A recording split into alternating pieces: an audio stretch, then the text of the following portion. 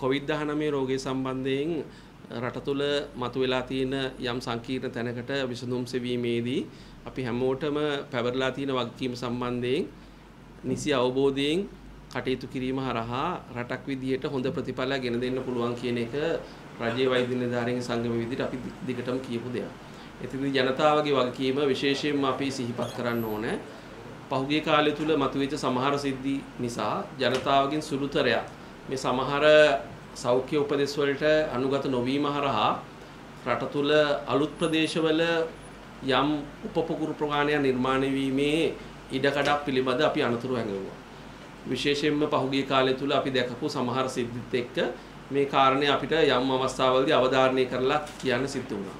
මේ රටේ අද වෙනකොට නීතිය බවට පත් වෙලා තියෙන ප්‍රධාන නීතියක් වෙලා තියෙන නිරෝධායන නීතිය උල්ලංඝනය කරමින් සමහරු කටයුතු කරනවා නම් ඒ කටයුතු කිරීමට එරෙහිව දිගින් දිගටම අපි ආයාචනා කළත් අවධාරණය කළත් කටයුතු කරන්නේ නැත්නම් රටේ නීතිය ඒ අවස්ථාවේදී ක්‍රියාත්මක කිරීම අර බහුතරයක් ජනතාවගේ සුබ සාධනය සඳහා එහෙම නැත්නම් ඒ අයගේ සුබ සිද්ධිය සඳහා අත්‍යවශ්‍යයි කියන එක අපි කිව්වා. මොකද අපිට මේ රටේ මිලියන 22ක් ජනතාවගේ ජීවිත අමතක කරලා දාලා පුද්ගලයෙකු කිහිප දෙනෙක් කරන වැරදි ක්‍රියා රැකගෙන ඉස්සරහට යන්න බෑ. එහෙම වුණොත් අවසානයේ සමස්ත රටම තමයි අසරණ බවට පත් වෙන්නේ.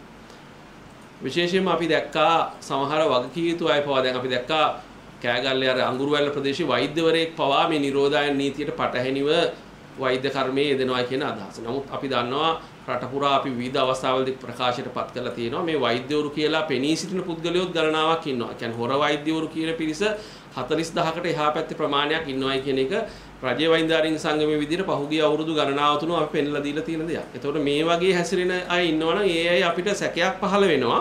මේ ව්‍යාජ වෛද්‍යවරුන්ගේ ගොඩට අයිති වෙන වෛද්‍යවරයෙක්ද මේ කතා කරන වෛද්‍යවරයාත් කියලා. මොකද අපි දන්නවා සමහර වෛද්‍යවරු ඉන්නවා ඒ අය ඉගෙනගෙන තියෙන එක වෛද්‍ය කර්මයක්. නමුත් ක්‍රියාත්මක කරන්නේ තව වෛද්‍ය කර්මයක්. දැන් ආයුර්වේද වෛද්‍යවරු ආයුර්වේද වෛද්‍ය කර්ම ඉගෙන ගත්තාම ඒ අයට තියෙන වගකීම තමයි ආයුර්වේද වෛද්‍ය ප්‍රතිකාර ක්‍රමවල තමයි නිරත වෙන්න ඕනේ. එයා ආයුර්වේද වෛද්‍ය කර්මයේ ඉගෙනගෙන බටහිර බෙහෙත් දෙනවා නම් එයා හොර වෛද්‍යවරයෙක් බවට පත් වෙනවා. දැන් මේ කතා කරන මම බටහිර වෛද්‍ය කර්මයේ ඉගෙනගෙන මම ආයුර්වේද වෛද්‍ය කර්මයේ යෙදෙනවා නම් එතන ප්‍රශ්නයක් එනවා. ඒතකොට මම අනිවාර්යයෙන්ම අර කණ්ඩායමට අයත් වෙනවා. ඒ නිසා මේ වගකීම් විරහිත පුද්ගලයෝ කවුද මේ අයට උපරිම දඬුවම් දෙන්න? මේ අය වෛද්‍යවරයෙක් නම් වෛද්‍යවරයෙක් කියන තරාතිරම නොබලා මේ අයට දඬුවම් දීම අත්‍යවශ්‍ය වෙනවා. මේ නිරෝධායන නීතියට පිටින් ගිහිලා කටයුතු කරලා තියෙනවා. ඒතකොට ඒක කෑගල්ලේදී රුවන්වැලිදී හම්බෙච්ච වෛද්‍යවරයාට කියලා වෙනසක් වෙන්න විදියක් නැහැ. ඒ සම්බන්ධ නීතිය ක්‍රියාත්මක විය යුතුයි කියන තැන තමයි රජයේ වෛද්‍යනාරික සංගමයේදී අපි ඉන්නේ. ඊළඟට අපි පහුගිය කාලය තුල දැක්කා විශේෂයෙන්ම සමහර ප්‍රදේශවල බණ්ඩාරගම අටලුගුම් වගේ මේ ජනතාවගේ සහයෝගය පිළිබඳ ගැටලුවක් මතුවෙමින් තියෙනවා. ඉතින් ඒ නිසා අපිට කියන්න සිද්ධ වුණා ඒ ප්‍රදේශවල මේ හුදකලා බව දැන් මේ ඇති කරලා තියෙන තත්ත්වෙත් අකණ්ඩව පවත්වාගෙන යාම හැරෙන්න වෙන විකල්පයක් ඉතුරු වෙන්නේ නැහැ. ජනතාව සහයෝගය දෙන්නේ නැත්නම් මේ ක්‍රියාවලිය සඳහා PCR එකකට එන්න කියලා කිව්වට පස්සේ එන්නේ නැත්තම් රෝගීන් හම්බ වුණාට පස්සේ රෝගී පිරිස හරියට නිශ්චිතව ස්ථානගත කරගන්න බැරි නම් ලිපිණියන් වැරදියට දීලා තියෙනවා නම් මෙතන ප්‍රශ්නයක් ඉතුරු වෙනවා. ඒතකොට එතෙන්දී විශේෂයෙන්ම රජ්‍ය වෛද්‍යාරික සංගමයේ විදිහට අදාළ ප්‍රදේශයේ මේ වගකීම් යුතු පිරිස සමග සම්බන්ධ වෙලා කතා කරන්න අපිට අවස්ථාව ලැබුණා. එහිදී මේ වෙනකොට යම් සතුටුදායක තත්ත්වයක් නිර්මාණය වෙලා තියෙනවා. මේ විශේෂයෙන් ප්‍රජානායකයන් ගණනාවක් මේ වෙනකොට අපිට කතා කරලා තියෙනවා.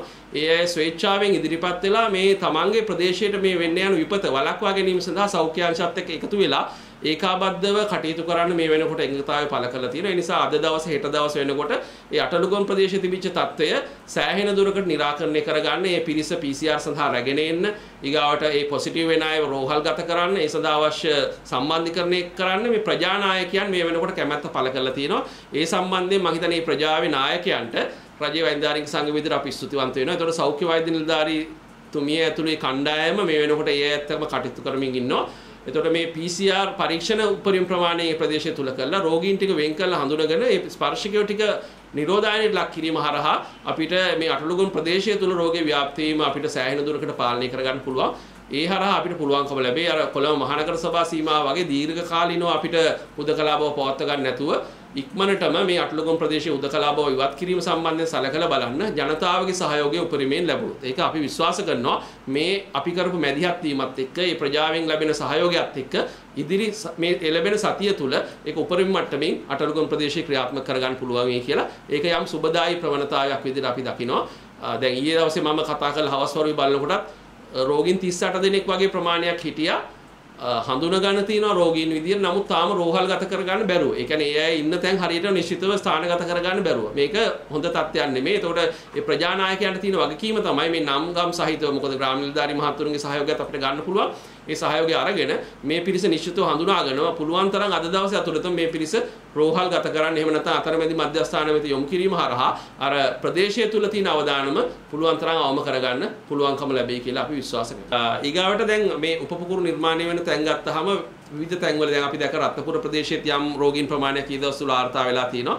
ඒ වගේම කළුතර දිස්ත්‍රික්කයේ විශේෂයෙන්ම අපි දකින තත්ත්වය තමයි ලංකාවේ අනිත් දිස්ත්‍රික් වලට සාපේක්ෂව කළුතර මේ PCR ප්‍රමාණය දැන් ඊ දවස්වල වාද්දුව සෞඛ්‍ය වෛද්‍යධාරී කාර්යාලවල දැනුම් දුන්නා දවස් 5ක විතර ප්‍රමාදයක් ප්‍රතිඵල එන්නේ.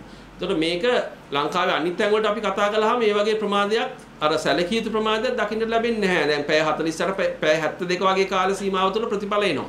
සමහර කළුතර දිස්ත්‍රික්කයේ ප්‍රදේශවල මේ තත්ත්වය අපි දකිනවා. ඒක රෝග පාලනය සඳහා බාධාවක් විදිහට අපි දකින්නේ. ඒ නිසා අපි විශේෂයෙන්ම ජාතික මට්ටමේ ඉන්න සෞඛ්‍ය බලධාරීන් මෙතන මොනවද තියෙන ගැටලුව කියන එක සම්බන්ධයෙන් හරි අවධානය යොමු කරලා කළුතර දිස්ත්‍රික්කයේ තුල රෝග පාලනයේ ප්‍රශාසන සිදු කිරීම සඳහා අවශ්‍ය කටයුතු කරයි කියලා අපි බලාපොරොත්තු වෙනවා. ඊළඟ ප්‍රශ්නේ තමයි මතුවෙච්ච මේ අපි විශේෂයෙන්ම රජ වෛද්‍යාරික සංගම විදිහට දිගටම අවධාරණය කළා මේ පාසල් විවෘත කිරීමත් එක්ක වගකීම් කොහොමද බෙදලා යන්නේ කියලා. ඒකෙදිදී අපි පැහැදිලිව තුන් ආකාරයක වගකීමක් අපි පැහැදිලි කළා. මොකද අපිට හැමදාම පාසල් වහගෙන ඉන්න බෑ. පාසල් විවෘත කළ යුතුයි. මොකද ලෝක සෞඛ්‍ය සංවිධානයේ කියන පරිදි පවා අවුරුද්දද දෙකද තුනක්ද අපි කොවිඩ් එක ජීවත් වෙන්නේ කියලා අපි දන්නේ නැහැ. ඒ නිසා අවදානමට සැලෙන ප්‍රතිචාර දැක්වීම හරහා අවදානම අවමයි කියලා සෞඛ්‍ය බලධාරීන් විසින් නිර්දේශ කරන ප්‍රදේශ සඳහා පාසල් විවෘත කළා පවත්වාගෙන යාමේ ගැටලුවක් නැහැ. නමුත් එතෙන්දී දෙමාපියන්ගේ වගකීම අපිට අමතක කරන්න බෑ. දෙමාපියෝ අනිවාර්යයෙන්ම සැලකිලිමත් වෙන්න ඕනේ. තමන්ගේ දරුවා නිරෝධායන වෙන ප්‍රදේශයක නම් හුදකලා කර ප්‍රදේශයක නම් ඉන්නේ නිරෝධායන වෙන පවුලක නම් ඉන්නේ කරුණාකර පාසල් යවන්න එපා. නිරෝධායන වෙන පවුලක් නිරෝධායනය කරලා තියෙන්නේ එක පුද්ගලයෙක් නිසා වුණත් ඒ පවුලම දැන් අවදානමට ලක් වෙලා තියෙනවා. ඒ පවුලේ ඉන්න දරුවන්ව පාසල් යවන්න එපා. ඒ වගේම ඔබේ දරුවා යම් අසනීප තත්වයකින් පෙළෙනවා නම් හෙම්බිරිසකැස්ස වෙන්න පුළුවන් වෙන උන්න තත්වයක් වෙන්න පුළුවන් කරුණාකර පාසල් යවන්න එපා. ඔබ ඔබේ දරුවාව අනාරක්ෂිත කරනවට අමතරව සමස්ත පාසලම සමස්ත සමාජයම තමයි අනාරක්ෂිත කරන්නේ. ඒතකොට මේ වගකීම් දෙමාපියෝ විදියට තේරුම් ගන්න ඕන. ඒ වගකීම් සහගත හැසිරීම දෙමාපිය වෙන ඔබගෙන් අපි බලාපොරොත්තු වෙනවා. පාසල් බලධාරීන්ගේ වගකීම තමයි සෞඛ්‍යාංශ මාර්ගෝපදේශ හදලා තියෙනවා. මේ මාර්ගෝපදේශ පාසල තුල ක්‍රියාත්මක වීම සඳහා අවශ්‍ය පහසුකම් අධ්‍යාපන බලධාරීන් විසින් ස්ථාපිත කළ යුතුයි. අත්සේදීමේ පහසුකම්, මුඛාවරණයක් පැළඳීමේ වැදගත්කම මේ සියල්ල අවධාරණය කරලා තියෙනවා. ඒක පාසල තුල අඛණ්ඩව සිද්ධ වෙනවායි කියන එක අධ්‍යාපන බලධාරීන්ගේ වගකීම තමයි නිසි සොයා බැලීමක් එක ක්‍රියාත්මක වෙන්නේ. ඒතකොට සෞඛ්‍ය පැත්තේ බලධාරීන්ගේ ඊළඟ වගකීම වෙන්නේ මේ ක්‍රියාදාමයේ නියාමනය කිරීම, නැත්නම් නිරීක්ෂණය කිරීම, අධීක්ෂණය කිරීම. ඒක ප්‍රායෝගිකව තියෙන ගැටලුත් එක්ක අපි දන්නවා මහජන සෞඛ්‍ය පරීක්ෂක බිම්මට්ටමේ ඉන්න මහතුරුන්ට තියෙන රාජකාරී මේ දවස්වල ඉතාම බහුල වෙලා තිනවා. සමහර මහජන සෞඛ්‍ය පරීක්ෂක මහතුරුන්ට ඒ කොට්ටාසය ඇතුළේ ඉස්කෝල 30 40 බලන්න වෙලා තියෙනවා. ඒතකොට ඒ තියෙන තත්ත්වයක් එක්ක මේ ප්‍රායෝගික ගැටලුත් මැද්දේ උපරිම අධීක්ෂණය මේ පාසල් සම්බන්ධයෙන් ක්‍රියාත්මක කිරීම හරහා සෞඛ්‍ය මාර්ගෝපදේශ හරියට ක්‍රියාත්මක වෙනවාද කියලා සහතික කිරීමේ වැඩපිළිවෙල සෞඛ්‍යමය පැත්තෙන් ඉදිරිපත් වෙන්න ඕන. එහෙම වුණොත් එහෙම නව සාමාන්‍යකරණයත් එක්ක අපිට පාසල් පද්ධතියත් රැකගෙන ළමයින්ගේ අධ්‍යාපනයත් රැකගෙන යම් ඉදිරි ගමනක් රටක් විදිහට යන්න පුළුවන් වෙයි කියලා අපි විශ්වාස කරනවා. දැන් බස්නාහිර පළාතේ අද පොලිස් වසම් කිහිපයක් හුදකලාවෙන් ඉවත් කරා. ඒ සම්බන්ධව ඔව් දැන් මේ කාරණේ සම්බන්ධයෙන් ඊටාම සමීපව අධීක්ෂණයන් කළා. ඒ නිරීක්ෂණත් එක්ක තමයි අපිට තේරෙන විදිහට යන්නේ. මොකද හුදකලාව ඉවත් කරපු එහෙම නැත්නම් මේ තිබිච්ච ඒ පොලිස් ඇඳිරි නීති ඉවත් කරන මේ ප්‍රදේශවලදී පවා අපි දැක්කා ග්‍රාම නිලධාරී කොටසේ කොටසක් ඉතුරු කළා. එහෙම නැත්නම් මහල් නිවාස සංකීර්ණයක් ඉතුරු කළා. ඉතුරු කොටස විවෘත කරනවා. ඒතකොට මේ පහුගිය පැය 48 72 වගේ ඇතුළත රෝගීන් වාර්තා වෙච්ච ස්වභාවය ඊටාම සමීපව අධීක්ෂණය කිරීමෙන් පස්සේ තමයි මේ විවෘත කිරීම සිද්ධ කළා තියෙන්නේ. එතකොට මොකද අපිට හැමදාම මේ විදිහට වහගෙන ඉන්න බෑ. මොකද අපි දැක්කා මේ ප්‍රදේශයේ ජනතාවගෙන් ලැබිච්ච ප්‍රතිචාර, ඒ අයගේ තිබිච්ච උද්ඝෝෂණ මේ සේරමත් එක්ක මේ වහගෙන ඉන්නවයි කියන එක ප්‍රායෝගිකව කොච්චර අමාරු දෙයක්ද කියලා. ඒ නිසා අපිට විවෘත කරන්න පුළුවන් අවදානම අවම වෙන ආසන්නම අවස්ථාවේදී අපි ප්‍රදේශ විවෘත කරන්න ඕනේ. ඒකේ දෙකක් නැහැ. නමුත් ප්‍රශ්නේ තියෙන්නේ අපි ජනතාව විදියට දැන් මතක තියාගන්න ඕනේ. දැන් වහලා තියෙන වෙලාවට වඩා මේ මොහොතේ ජනතාවගේ වගකීම වැඩි ඒ විවෘත කරපු ප්‍රදේශවල.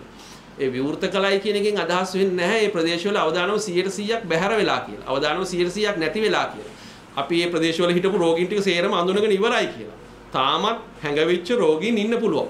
ඒ අය හරහා ව්‍යාප්ත වෙන්න පුළුවන්. කොහොමද ව්‍යාප්ත වෙන්නේ?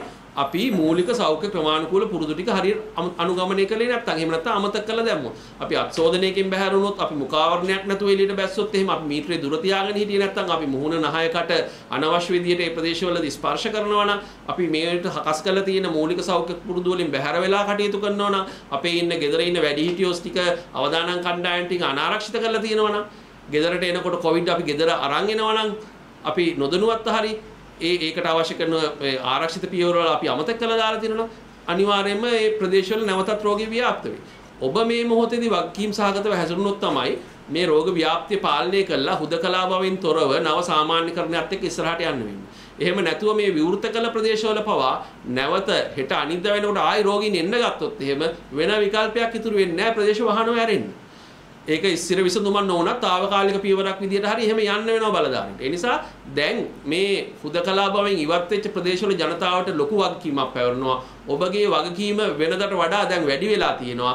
ඒ වගකීම උපරිමයෙන් ක්‍රියාත්මක කළොත් ඔබට සෑහෙන කාලයක් තව හුදකලා බවෙන් ඉවත් වෙලා නව සාමාන්‍යකරණයත් එක්ක ඉස්සරහට යන්න පුළුවන් වෙයි. එහෙම බැරි වුණොත් එහෙම නැවත ඔබ වගකීම් විරහිතව හැසිරුණොත් එහෙම නැවත මේ ප්‍රදේශ හුදකලාවෙන් කරන්න සිද්ධ වෙයි. ඒක මම හිතන්නේ සමස්ත රටටම බලපාන දෙයක් වෙයි. ඒ නිසා අපි විශේෂ වගකීම් සහගත හැසිරීමක් මේ ප්‍රදේශවල ජනතාවගෙන් බලාපොරොත්තු වෙනවා. වෛද්‍යතුමන් දැන් කෑගල්ලේ වෙද මහත්තයෙක් ධම්මික බණ්ඩාර කියලා. ඒකට 100%ක්ම කොරෝනා රෝගීන් නෙගටිව් වෙලා තියෙනවා මේ බෙහෙතෙන්. ඒ සම්බන්ධව මොකක්ද අදහස?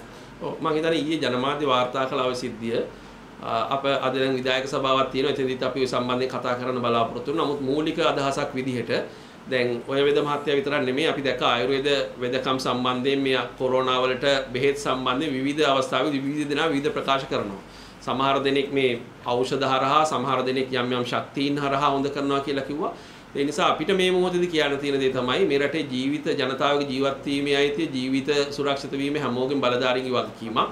ඒ නිසා මේ පරීක්ෂණ මම දැක්ක යම් පරීක්ෂණ ප්‍රමාණයක් මේ සම්බන්ධයෙන් තොරතුරු හෙළි කරනවා. ඇමතිතුමත් මම හිතන්නේ මේ සම්බන්ධයෙන් යම් අදහස් දැක්වීමක් කළා. ක්‍රමවේදයක් තියෙනවා මේ සඳහා. ඒතර දැන් මම බේතක් හොයාගත්තයි කිව්ව පළියට අපිට මේ බේත රටේ ඉන්න මිනිස්සුන්ට දෙන්න බෑනේ. ඒක තහවුරු වෙන්න ඕනේ මේ ඖෂධය සාර්ථකයි. අපිට වගකීමක් සහිතව දෙන්න පුළුවන් කියලා.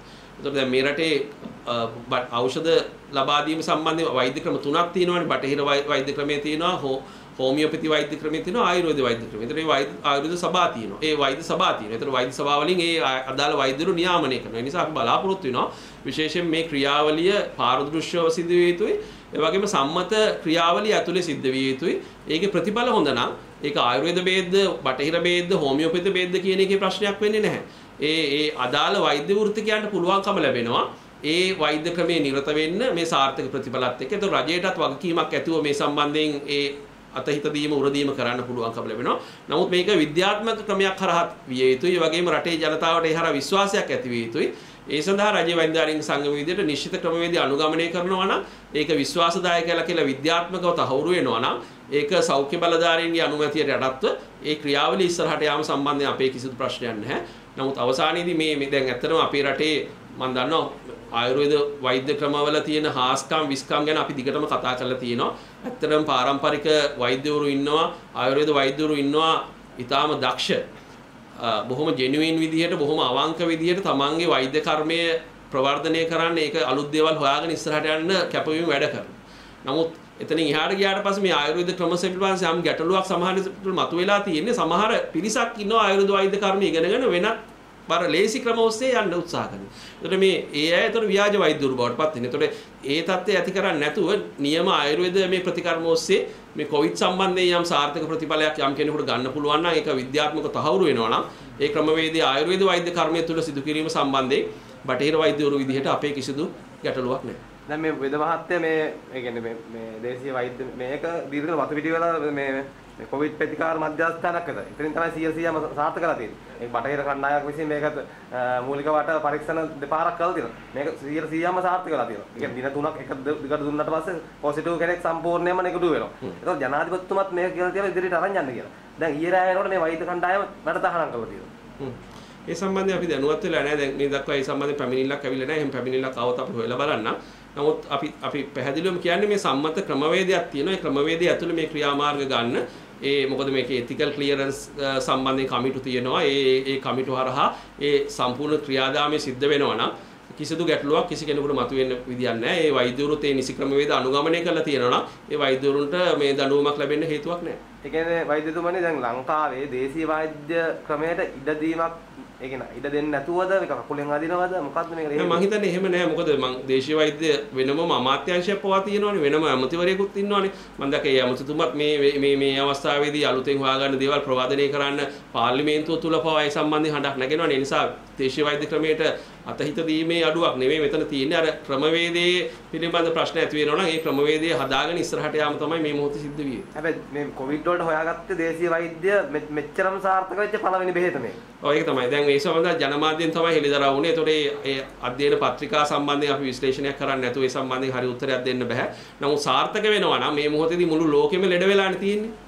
මේක අපේ රටට විතරක් නෙමෙයි. නිසා මේ ප්‍රතිඵලය මුළු රටටම විතරක් නෙමෙයි මුළු ලෝකෙටම ඊටාම වැදගත් වෙන පරීක්ෂණයක් වෙයි මේක සාර්ථක වුණා. ඒ කියන්නේ මේ ගැන හොයලා බලලා GMO විදිහට මේක සාර්ථක කරන්න සහාය දෙනවද ඉදිරියේදී කොහොමද? අනිවාර්යයෙන්ම අපි දැන් අපිට අපේ මට්ටම තුල දෙන්න පුළුවන් සහයෝගයක් මේ ක්‍රියාවලිය සම්බන්ධයෙන් නිශ්චිත ක්‍රමවේද දැන් තුල මේක යනවා නම් ඒ සම්බන්ධයෙන් අපිට සලකලා බලන්න පුළුවන් කොහොමද අද විධායක සභාව තුලදී අපි මේ සම්බන්ධයෙන් කතා කරන්න බලාපොරොත්තු වෙනවා. ඒක ප්‍රශ්නයක් මේ කොවිඩ් බෝවෙනෝ ව්‍යාප්තිය වැඩිද මුදල් නෝට්ටු වගේ? මුදල් නෝට්ටු හරහා කොවිඩ් ව්‍යාප්තිය සම්බන්ධයෙන් අපි දිගටම කතා කරලා තියෙනවා.